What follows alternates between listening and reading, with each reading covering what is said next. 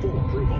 Industry Minister Francois-Philippe Champagne has vowed to scrutinize the deal meticulously, including the key amendment regarding the sale of Shaw's Freedom Mobile to Quebecor Inc., the parent company behind Videotron in Quebec. Rogers is the parent company of this radio station. Oil is quite a bit lower right now by $2, $76 US per barrel. Gold futures flat at $1,851 the ounce, and the loonie unchanged as well, 74.25 cents US. At the City News Business Center, I'm Ari Urbanovich.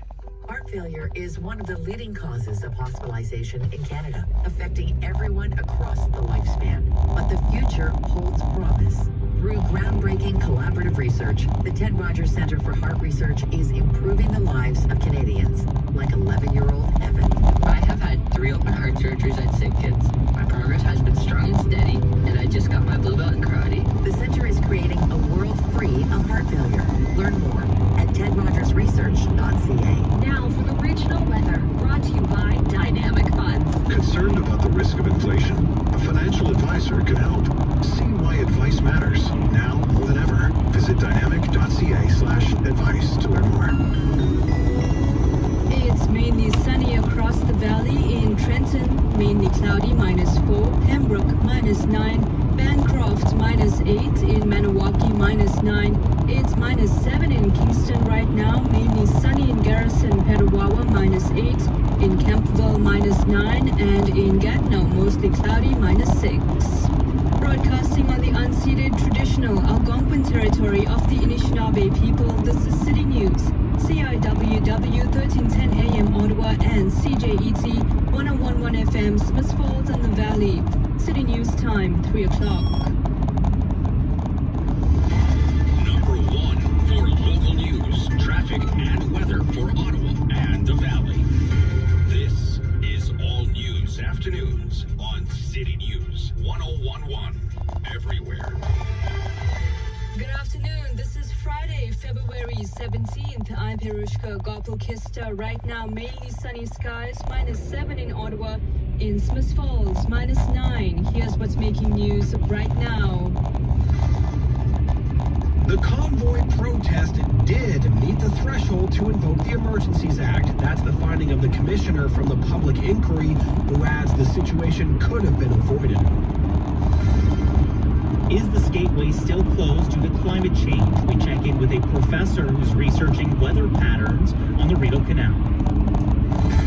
It will soon be much easier for provincial police to spot stolen vehicles or wanted drivers, thanks to new technology now being installed on their cruisers. The Senators will retire the number 25 of Chris Neil before they take on the Blackhawks tonight. The 67s host the Generals. An NBA All-Star Weekend begins in Utah. Sports at 15. Air Canada earnings did show a strong quarter, but a net loss for 2022. And the stock price is weighing on Bay Street, while Wall Street is also in the red, heading towards a long weekend. Business at 26. City News time, 3:01. Now traffic and weather together. Here's Jamie Montgomery. Good afternoon. Heavy snowfall overnight into the morning, causing snow-covered roads and slippery conditions. So make sure you're driving for the conditions. Take a look at the roads right now with some westbound delays right now on the Queensway from Metcalfe to Bronson, eastbound on the Fitzberry now from the 416 to Metcalfe. We're also seeing some delays northbound 416 from Hunt Club to Baseline, where collisions were following Preston Street near Aberdeen and Clover and Heron. Eastbound Corkstown Road is closed between March and Moody for construction from 8 p.m. Friday to 5 a.m. on Tuesday. All winter with legendary standard symmetrical full-time all-wheel drive. For uncommon winter capability, visit your Subaru dealer. With a forecast for Ottawa and the Valley, here's weather specialist Denise Andriacci. Partly cloudy conditions this afternoon. Lows near -15 overnight. Of course, feeling colder than that with the wind chill. So a pretty chilly start to Saturday, but it's a quiet weekend weather-wise. Sun and cloud tomorrow near -1. Mostly cloudy near +3 for Sunday. Overnight tonight, -15. And right now in Ottawa, mainly sunny, -7. In Smith Falls, it's -9. Traffic for Sportsnet. Discover hockey in a fantastical new way. Sportsnet presents Hockeyland, an adventure game in Minecraft. Download it at sportsnet.ca/hockeyland. City News time, 3:02. And breaking news now where the Trudeau government can claim vindication in its use of the Emergencies Act to deal with the convoy protests. The inquiry's final report determines the feds were justified in taking this unprecedented step. City News Parliament Hill reporter Cormac McSweeney joins us with the findings.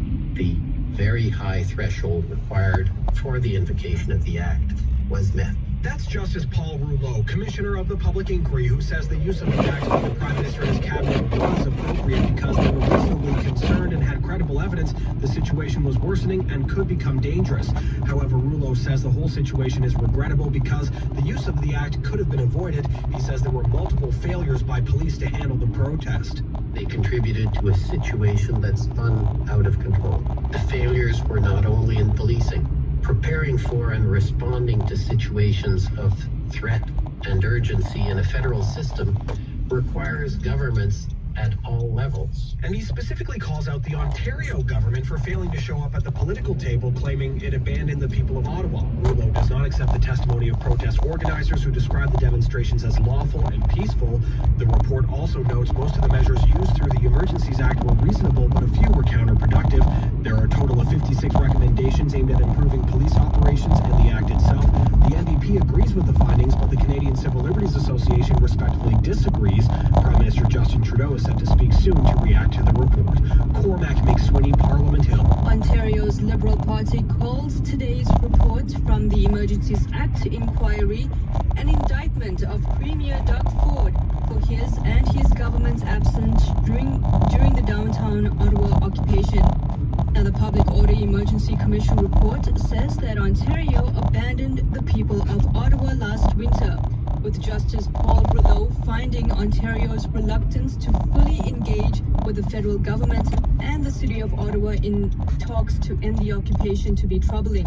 Now, the inquiry heard that Premier Ford and the then Solicitor General Sylvia Jones were slow to respond to requests for help from the City of Ottawa and the federal government, and Rouleau has concluded that Ontario only got fully involved when protesters blocked the Ambassador Bridge in Windsor, which is a major trade route with the U.S.